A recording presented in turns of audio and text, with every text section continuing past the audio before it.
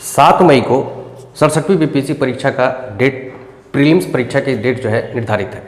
ऐसे में हम लोग क्या करें? अभी जो है बहुत कम समय बचा है। अब इस कम समय का सदुपयोग कैसे करें और कैसे जो है यह 67वीं बीपीएससी की परीक्षा को हम लोग क्रैक कर लें, तो इसको लेकर के जो है समय तो लगभग आपको 1.5 महीना बचा है। और 1.5 महीने में हम लोग को क्या एकदम स्ट्रेटजी अपनाना चाहिए, क्या रणनीति हो कि जो है 100 के पार स्कोर हो, और 100 के पार स्कोर करेंगे तभी आपका रिजल्ट होने की संभावना बनेगी। क्योंकि पिछले 2-3 वर्षों से यह देखा जा रहा है कि कटअप जो है हर प्रत्येक वर्ष जो है बढ़ता ही जा रहा है। इसीलिए 100 पार करने का कोशिश करेंगे तभी जो है रिजल्ट होने की संभावना बनेगी। ठीक है, तो ऐसे में हम लोग को करना क्या चाहिए, इसी पर आज बात करेंगे। तो क्या करना चाहिए इस 1.5 महीने के अंदर में, है ना। 1.5 महीने के अंदर में 7 मई है तो मान के चलिए परीक्षा का डेट 7 मई, तो 1.5 महीना ही मिला जुला करके बचा है ना। तो क्या करना चाहिए, तो इसमें आपको जो है टॉपिकों को बांटना पड़ेगा और मोस्ट इम्पॉर्टेंट सब्जेक्ट कहिए, मोस्ट इम्पॉर्टेंट टॉपिक कहिए, मोस्ट इम्पॉर्टेंट विषय कहिए, उसको हम लोग को ध्यान में रख करके अभी पढ़ना पड़ेगा। और रिवीजन को जो है सबसे अधिक फोकस होना होगा रिवीजन पे। अब क्या है, देखिए 67वीं बीपीएससी अगर क्रैक करना है तो हम लोग को करना क्या चाहिए, सबसे पहले कि टॉपिक, विषय, सब्जेक्ट जो भी है उनको जो है मोस्ट वीवीआई इस तरह से बांटना पड़ेगा। तो अगर हम देखते हैं ट्रेंड्स को, अगर देखते हैं तो ट्रेंड्स को देखते हैं तो सबसे अधिक वेटेज, सबसे अधिक प्रश्न जो रहता है बीपीएससी के द्वारा जो पूछा जाता है प्रीलिम्स में, वो पूछा जाता है हिस्ट्री से। तो हिस्ट्री को हम ऊपर रखेंगे, लगभग 40 क्वेश्चन रहता है पूरा हिस्ट्री मिला करके। अब हिस्ट्री में भी 3 खंड है, मॉडर्न, मेडिवल और जो है एंशिएंट। तो इसमें भी कौन खंड से पर ज़्यादा फोकस होना चाहिए उस पर भी हम लोग बात करेंगे। दूसरे नंबर पर आता है करंट अफेयर्स। करंट अफेयर्स जो है प्रत्येक वर्ष इसका वेटेज बढ़ता जा रहा है। कभी 25 प्रश्न, कभी 30 प्रश्न, कभी 35 प्रश्न भी पूछ लिया जा रहा है। इसलिए करंट अफेयर्स पर भी हम लोग को अभी फोकस होना चाहिए। अगर रिजल्ट चाहते हैं तो मैं इधर मोस्ट वीवीआई वाला बात बता रहा हूँ। उसके बाद आपको आना चाहिए, है ना। करंट अफेयर्स करने के बाद आप ज्योग्राफी सेक्शन को देख लीजिए, साइंस एक बड़ा है ना। साइंस में भी 3 खंड आता है, फिजिक्स, केमिस्ट्री प्लस बायो, ये हो गए। चौथे नंबर पर आप रखिए ज्योग्राफी को। ज्योग्राफी में भी 2 खंड होता है, एक वर्ल्ड, जिसको आप वर्ल्ड ज्योग्राफी को फिजिकल ज्योग्राफी भी कहा जाता है, क्योंकि उसमें जो हम ज़्यादातर फिजिकल चीज़ों को ही पढ़ते हैं, और इंडियन ज्योग्राफी। तो इसमें इंडियन ज्योग्राफी से ज़्यादा प्रश्न आता है, वर्ल्ड ज्योग्राफी से फैक्चुअल प्रश्न रहते हैं, है ना। तो वो क्या क्या रहते हैं, क्या क्या पढ़ना चाहिए, सब्जेक्ट वाइज भी मैं अलग से वीडियो बनाऊंगा कि आखिर हिस्ट्री में भी क्या पढ़ना चाहिए, कौन सा टॉपिक प्रीलिम्स के लिए मोस्ट वीवीआई है, कौन सा टॉपिक वीवीआई है, और कौन सा टॉपिक को अगर छोड़ भी देते हैं तो कोई फर्क नहीं पड़ने वाला है, रिजल्ट लेना है ना। तो ये चीज़ है। अंतिम समय में वैसे ही अस्त्र का प्रयोग करना चाहिए जिस अस्त्र से युद्ध जीता जा सकता है, ठीक है ना। अब जंग लगा हुआ अस्त्र का प्रयोग करते रहेंगे, रखे हुए हैं, और उसको प्रयोग करते रहेंगे तो फिर वो युद्ध के समय में काम नहीं आएगा। तो ये हो गया आपको मोस्ट वीवीआई वाला सब्जेक्ट कहिए, और इसके अंतर्गत आने वाले कुछ टॉपिक जिसकी मैं चर्चा करूंगा सब्जेक्ट वाइज कि आपको क्या पढ़ना चाहिए अंतिम समय में, तो उसको भी आप जरूर देख लीजिएगा। इसके बाद मैं यही सब वीडियो डालने वाला हूं कि क्या पढ़ना चाहिए आपको, क्या नहीं पढ़ना चाहिए, कौन सा टॉपिक छोड़ना चाहिए, स्किप करना चाहिए। जैसे हिस्ट्री में ही है 3 खंड है ना, आधुनिक भारत है ना, मध्यकालीन भारत है ना, और प्राचीन कालीन भारत है। तो इस आधुनिक भारत में भी हम लोग को कौन सा टॉपिक पढ़ना चाहिए एकदम मोस्ट वीवीआई 67वीं बीपीएससी को लेकर के या सीडीपीओ की परीक्षा को लेकर के, और कौन सा टॉपिक को अगर स्किप भी कर देते हैं तो उसमें कोई हर्जाना नहीं होगा, तो उसको हम लोग देखेंगे टॉपिक वाइज, उसको बात करेंगे।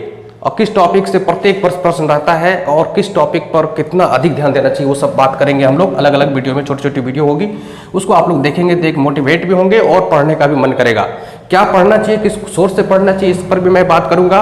और ये सब खंड को कहाँ से तैयार किया जाए अंतिम समय में। अभी तक 1 साल से पढ़ते आ रहे हैं, जिस सोर्स से पढ़ते आ रहे हैं उसको अभी ताका पर रख दीजिए। अगर पढ़े हैं तो उसको फिर से रिविजन कर लीजिए, नहीं तो फिर मैं अंतिम समय में क्या करना चाहिए, कौन सा सोर्स का प्रयोग करना चाहिए, या पहले से आप जो पढ़ते आ रहे हैं उसको किस तरह से जो है एक प्रोडक्टिविटी लेने के लिए जो है उसको कैसे रिवीजन करना चाहिए अच्छा प्रोडक्टिविटी लेने के लिए, तो उस पर हम लोग बात करेंगे अलग वीडियो में, ठीक है। आप लोग देखिए, तो हिस्ट्री में पर ये 4 विषय पर अगर कमांड हो गया है आपको, ये जो मोस्ट VVI है, history, current affair, science, geography, तो आपका और बिहार से रिलेटेड ये मोस्ट VVI में आ जाता है ना। अगर ये कर लेते हैं तो आपका रिजल्ट निश्चित है। बाकी का अगर स्किप कर भी देते हैं तो रिजल्ट पर कोई प्रभाव नहीं पड़ने वाला है। आप 100+ का स्कोर कर लेंगे, 100+ का स्कोर कर लेंगे, बस बात बन गया। आपको रिजल्ट से मतलब है ना, ये चीज़ है। उसके बाद VVI में आता है, उसके बाद आप ध्यान दीजिए पॉलिटी पर, ठीक है, इकोनॉमी पर। इकोनॉमी में क्या होता है, इकोनॉमी पर ज़्यादा दिमाग लगाने की ज़रूरत नहीं है। इकोनॉमी में कुछ बेसिक बातें होती है, टर्मिनोलॉजी से संबंधित बातें होती है, उसको जान लीजिए ताकि वो करंट अफेयर्स में वो चीज़ काम आ जाए। क्योंकि है क्या कि इकोनॉमी जो है डाटा बेस्ड क्वेश्चन पूछ लिया जाता है और वह करंट बेस्ड क्वेश्चन होता है। तो करंट बेस होता है, डाटा बेस होता है, तो इकोनॉमी के जो टर्म को अगर आप जानेंगे तो उसी टर्म से रिलेटेड करंट में जो इशू चल रहा होता है वहीं से प्रश्न पूछ लिया जाता है। तो इसीलिए मैं कहूँगा कि इकोनॉमी में ज़्यादा ध्यान नहीं लगाना है, प्रीलिम्स को ध्यान में रखते हुए। प्रीलिम्स के लिए आपको यहाँ पर एक बेसिक फंडामेंटली तौर पर इकोनॉमी को जानना है ना, क्या होता है इकोनॉमी, है ना, इकोनॉमी में कितने तरह के जो है व्यवस्थाएं होती है ना, सेक्टर क्षेत्र जो होता है, प्राथमिक, द्वितीयक, तृतीयक, और उससे रिलेटेड जो भी RBI कैसे काम करती है, कैसे जो है मुद्रा पर नियंत्रण करती है, छोटी छोटी बातें है ना, SLR क्या होता है, रेपो रेट क्या होता है, रिवर्स रेपो रेट क्या होता है ना, GVA क्या होता है, GDP क्या होता है, GNP क्या होता है, NNP क्या होता है। तो छोटी छोटी बातें जो है, संगठन क्या होता है, असंगठित क्षेत्र क्या होता है, संगठित क्षेत्र क्या होता है। तो इकोनॉमी में एक जो है आपको थोड़ा सा टर्मिनोलॉजी बेस्ड फंडामेंटली तौर पर जानना होगा, टर्म को जानना होगा, उसके बेस पर जो है करंट अफेयर्स डिजाइन होता है। तो इकोनॉमी जो है करंट अफेयर्स बेस्ड और डाटा बेस्ड क्वेश्चन होता है। जैसे बजट से, आर्थिक सर्वेक्षण से सबसे प्रश्न रहता है, तो वो सब इकोनॉमी के क्वेश्चन के अंतर्गत ही काउंट हो जाता है। तो ये सब चीज़ है, ठीक है। कुछ कॉन्सेप्चुअल क्वेश्चन पूछे जाते हैं कि जैसे कि मुद्रास्फीति जब बढ़ गई तो उसको नियंत्रण कैसे किया जाएगा, या मुद्रा अवस्फीति की स्थिति है तो उसको फिर नियंत्रित कैसे किया जाता है, RBI करती है तो कैसे करती है, कौन कौन सा मैकेनिज्म लगाती है। तो कुछ टेक्निकल बात वो है ना, बेसिक बात जानना है। इकोनॉमी हो गया, पॉलिटी हो गया, ये सबको थोड़ा सा बेसिकली आर्टिकल वाइज आप चीज़ों को जानते हैं तो एक पॉलिटी भी करना, उसके प्रश्नों को सॉल्व करना आसान हो जाता है। अगर आर्टिकल वाइज जानते हैं, हर आर्टिकल का लगभग 100 से 120 आर्टिकल को अगर कंठस्थ कर लेते हैं, उसके प्रयोग जान लेते हैं और उसको प्रैक्टिकली व्यवहारिक रूप में उस आर्टिकल का जो है चीज़ों को समझते हैं, तो आपका पॉलिटी बहुत आसान हो जाएगा। एक बार मैं पॉलिटी पर भी आर्टिकल वाइज बात कर दूंगा एकदम बारीकी से, समझिएगा। इससे जो भी प्रश्न BPSC पूछेगी उससे बाहर नहीं रहेगा, ठीक है। तो अभी जो फिलहाल 1.5 महीने के अंदर, 1.5 महीने में आपको क्या करना चाहिए, मैं इस पर ही बात करने आया था। अब नेक्स्ट वीडियो में मैं बात करूंगा कि देखिए वेटेज जो होता है, हिस्ट्री से 40 क्वेश्चन, 40 में भी आधुनिक भारत के इतिहास से आपको जो है 20 क्वेश्चन रहेगा, 20 क्वेश्चन। देखिए अब किससे क्या रहेगा, 20 क्वेश्चन रहेगा। मध्यकालीन से कम रहता है। मध्यकालीन से कौन कौन से टॉपिक से रहता है ये टॉपिक मैं बताऊंगा, सब्जेक्ट वाइज टॉपिक क्या पढ़ना चाहिए भी मैं बताऊंगा, ठीक है। आप जुड़े रहिएगा, चैनल सब्सक्राइब कर लीजिए। मैं आज से 1.5 महीने, जब तक परीक्षा नहीं हो जाती है तब तक मैं आप लोग के साथ रहूंगा डेली, ठीक है। तो आधुनिक भारत समझ गए, 20 क्वेश्चन। आधुनिक भारत में भी 20 क्वेश्चन कहाँ से आएंगे मैं इस पर भी बात करूंगा एकदम अंदर में जाकर के गहराई से, ठीक है, टॉपिक वाइज। फिर प्राचीन काल से कितना क्वेश्चन रहेगा, तो बाकी देखिए आधुनिक और प्राचीन से अधिक क्वेश्चन रहता है, मेडिएवल से कम क्वेश्चन रहता है, लेकिन किस सेक्शन से रहता है इस पर बात करेंगे बाद में। करंट अफेयर से जो क्वेश्चन रहेगा वो रहेगा आपको राष्ट्रीय, अंतरराष्ट्रीय, है ना, नेशनल, इंटरनेशनल। राष्ट्रीय अंतर्गत में खबर में हो जाएगा कि देश के अंदर में जो भी हलचलें हैं, जो भी करंट इशू हुई है ना, वो सब सारे नियुक्ति वगैरह, किसकी नियुक्ति किया हुई है, कौन सा पुस्तक किसके द्वारा लिखा गया, कौन सा पुरस्कार किसको मिला, है ना, ये सब चीज़ें। किस राज्य में कौन से दल की सरकार बनी, कौन राज्यपाल है, कौन मुख्यमंत्री है, कौन मंत्री है, और मंत्रिपरिषद जो है केंद्रीय मंत्रिपरिषद का बदलाव हुआ तो उसमें कौन कौन से मंत्री पद को धारण करते हैं, CAG कौन है, अटॉर्नी जनरल कौन है, सॉलिसिटर जनरल कौन है। इस तरह से राष्ट्रीय स्तर का महिला आयोग के अध्यक्ष कौन है, मानवाधिकार आयोग का अध्यक्ष कौन है, फलाना, इस तरह से बात को आपको जो एक फंडामेंटली तौर पर करंट जानना चाहिए वो है, मुख्य सचिव कौन है, वगैरह वगैरह। इंटरनेशनल स्तर पर भी इसी तरह से UNO के अभी जो है महासभा के अध्यक्ष कौन है, सुरक्षा परिषद के अध्यक्ष कौन है, ये जो है आपका IMF के अध्यक्ष कौन है, जो अंतर्राष्ट्रीय स्तर पर जो संस्थाएं काम करती हैं उसको लेकर के जो भी करंट इशू आता है, यूनिसेफ के अध्यक्ष कौन है ना, इस तरह से।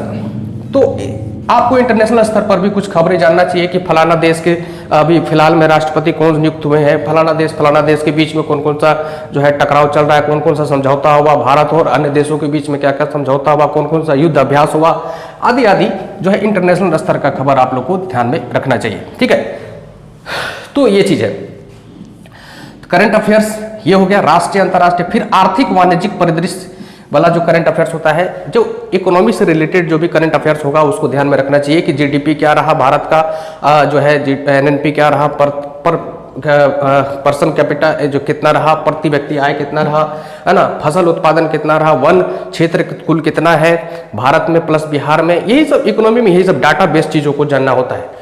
ठीक है ना, कि जो है प्रति व्यक्ति सड़क जो है कंजम्पशन कितना होता है, प्रति व्यक्ति ऊर्जा कंजम्पशन कितना होता है, प्रति व्यक्ति जो है आपका जो है स्वच्छ पेयजल की कंजम्पशन कितना है, और जो है मातृत्व मृत्यु दर क्या है, जनगणना से संबंधित आदि आदि आपको जो है रिलेटेड करंट अफेयर्स का प्रश्न मिलेंगे। आर्थिक वाणिज्यिक परिदृश्य में कौन से मिनरल्स किस स्टेट के लिए प्रसिद्ध है, किस स्टेट में कौन से मिनरल्स पाए जाते हैं, कौन से खनिज मिनरल्स वगैरह ज़्यादा पाए जाते हैं, कौन सा फसल किस राज्य में अधिक उत्पादन होता है, मिट्टी, ये सब करंट अफेयर्स में आ जाएगा आपको। ठीक है, मिनरल्स वगैरह ये सब, मिट्टी नहीं वो तो ज्योग्राफी का चीज़ है, तो ये है।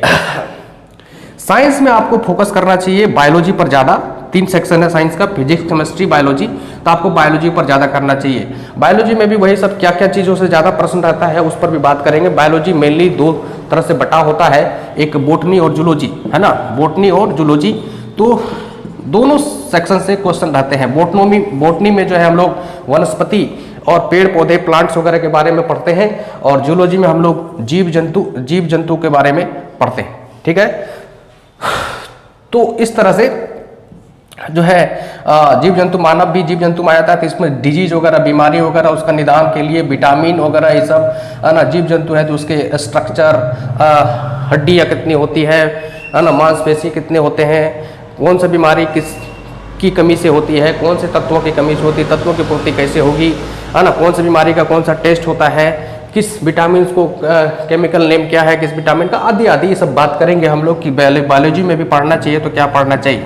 ठीक है, फिजिक्स में आपको जो है 6-7 चैप्टर है जो कि एकदम पढ़ लेना चाहिए, वहाँ से कॉन्सेप्चुअल बेस्ड क्वेश्चन आ जाता है ना, जैसे गुरुत्वाकर्षण हो गया, मोमेंट ऑफ इनर्शिया हो गया, मोमेंट जो है आपका जो है मास वेलोसिटी ये सब हो गया, वेलोसिटी हो गया, वर्क पावर एनर्जी हो गया, ठीक है, इमोशन हो गया, फोर्स ना, न्यूटन्स लॉ ऑफ फोर्स हो गया, तो आदि आदि कुछ क्वेश्चन है, सिंपल हार्मोनिक मोशन हो गया, है ना, सिंपल मशीन हो गया, इस सब से क्या है फैक्चुअल क्वेश्चन पूछ लिया जाता है फिजिक्स में, है ना।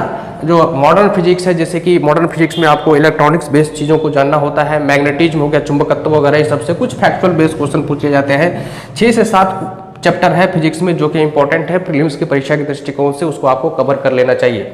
ज्योग्राफी में मेनली वर्ल्ड ज्योग्राफी में क्या होता है कि पूरा का पूरा फिजिकल है, फिजिकल ज्योग्राफी है, क्या पढ़ना चाहिए उस पर हम लोग बात करेंगे, ठीक है, बारीकी से बात करेंगे। इंडियन ज्योग्राफी में तो पूरा भारतीय भूगोल के बारे में जानना है कि भारत का परिचय, भारत के इर्द गिर्द कौन से देश हैं, भारत की भौगोलिक स्थिति क्या है, भारत है ना, भारत में कौन से पर्वत पठार मैदान ये सब हैं और उनकी क्या विशेषताएं हैं, आदि आदि ये सब चीज़ हम लोग को जानना है। भारत में जो है कहाँ कौन सा क्षेत्र जो है भूकंप को लेकर के सेंसिटिव है, कौन सा क्षेत्र ज्वालामुखी को लेकर के सेंसिटिव है, कहाँ ज्वालामुखी है कहाँ नहीं है, है ना। इस तरह से भारत की मिट्टी कैसी है, भारत अलग अलग क्षेत्रों में कौन कौन सी मिट्टी पाई जाती है, नदियों के बारे में, नदी तंत्र के बारे में, ठीक है, आदि आदि, सागर, मैदान, पठार, झील, जलप्रपात, आदि आदि जो भी है ये भारत के विषय में आपको जानना है। और वर्ल्ड के विषय में ज्योग्राफी में बस पूरे वर्ल्ड स्तर पर जो है आपको जो ज्योग्राफिकल चीज़ें हैं फिजिकल ज्योग्राफी का वो सब जानना है, अक्षांश देशांतर आगे आदि ये सब बात करेंगे हम लोग क्या पढ़ना चाहिए, ठीक है। फिर आपको जो है आप लास्ट में है ये बिहार, तो बिहार में आपको जो फोकस करना चाहिए क्या करना चाहिए, तो बिहार में करना चाहिए हिस्ट्री पर। 3 चीज़ है बिहार में, हिस्ट्री पढ़ लीजिए बिहार का, और बिहार का विविध पढ़ लीजिए, ठीक है, और बिहार का ज्योग्राफी पढ़ लीजिए। बस ये 3 सेक्शन को पढ़ करके आपका बिहार का स्टैटिक जीके का जो क्वेश्चन आएगा बस यही 3 चीज़ से आएगा। अन्यथा बिहार का पॉलिटी ये सब, बिहार का इकोनॉमी सब नहीं पढ़िए। बिहार की इकोनॉमी पढ़ने से अच्छा है बिहार का आर्थिक सर्वेक्षण पढ़ लीजिए जो अभी रिसेंट में आया है, और बिहार का बजट पढ़ लीजिए, बस वहीं से क्वेश्चन आ जाएगा जो भी आना होगा। ठीक है, तो बिहार के जो जीके है, चाहे लूसेंट का जीके हो चाहे क्राउन का जीके हो बिहार का, उससे आपको क्या पढ़ना है, बिहार का हिस्ट्री। तो बिहार के हिस्ट्री में भी 2-3 सेक्शन है, प्राचीन बिहार, मध्यकालीन बिहार और आधुनिक बिहार। तो प्राचीन बिहार के लिए भी आपको अलग से नहीं पढ़ना है। जो आप मेन हिस्ट्री में प्राचीन भारत का इतिहास पढ़ते हैं वो पूरी की पूरी बिहार ही है, पूरा का पूरा वो बिहार है। मगध काल तक जो भी पढ़ते हैं आपका गुप्त काल तक, वो पूरा बिहार से रिलेटेड है ना, बिहार में तो मुख्यालय था उन लोगों का, तो बिहार हो गया। फिर आपका जो है बिहार का ज्योग्राफी जरूर पढ़िए, बिहार का भूगोल, यहाँ से प्रश्न रहता है ना। और विविध है ना, विविध जो है मिसलेनियस जो होता है पीछे में, वो पढ़िए, वहाँ से कुछ प्रश्न आ जाते हैं। तो क्या पढ़ना चाहिए अभी अंतिम समय में 1.5 महीने के अंदर में, ये मैं बता दिया। किस पर ज़्यादा फोकस रहना चाहिए, करंट अफेयर्स के लिए आप क्या मैगजीन पढ़ना चाहिए, इस पर मैं बात करूंगा। 1 से 2 मैगजीन पढ़िए और उसको बार बार पढ़िए, बार बार पढ़िए। ठीक है, मैनुअली जितना अच्छा पढ़िएगा उतना अच्छा रिजल्ट बनेगा। यूट्यूब पर ज़्यादा जो है आश्रित रहिएगा कि फलाना सोर्स वहाँ से ले ले, तो उसमें क्या हो जाएगा, ओवरलैप हो जाएगा, फिर परीक्षा देते समय में आपका दिमागे काम करना बंद कर देगा। ठीक है, तो इसीलिए जो है जितना हो सके मैनुअली सोर्स पर ज़्यादा विश्वास करते हुए उसको 1 से 2 बार अभी अध्ययन करिए। जितना बार हो सके रिवीजन मारते रहिए, पढ़ते रहिए। पढ़ना भी है, साथ में रिवीजन भी करना है, ये दोनों काम करना है। करंट अफेयर्स में 2 मैगजीन को प्रेफर करिए। 2 मैगजीन में क्या है मैं बार बार बताता आ रहा हूँ, क्लास में भी बताता हूँ, ऑफलाइन और ऑनलाइन भी बताता हूँ। फिर मैं बताऊंगा क्या पढ़ना चाहिए आपको अंतिम समय में। ऐसे वर्षों भर आपको क्या मैगजीन पढ़ना चाहिए और अंतिम समय में परीक्षा के दिनों में क्या पढ़ना चाहिए, उस पर मैं बात करूंगा अभी जस्ट कुछ ना अगले वीडियो में। तब तक के लिए थैंक यू, धन्यवाद।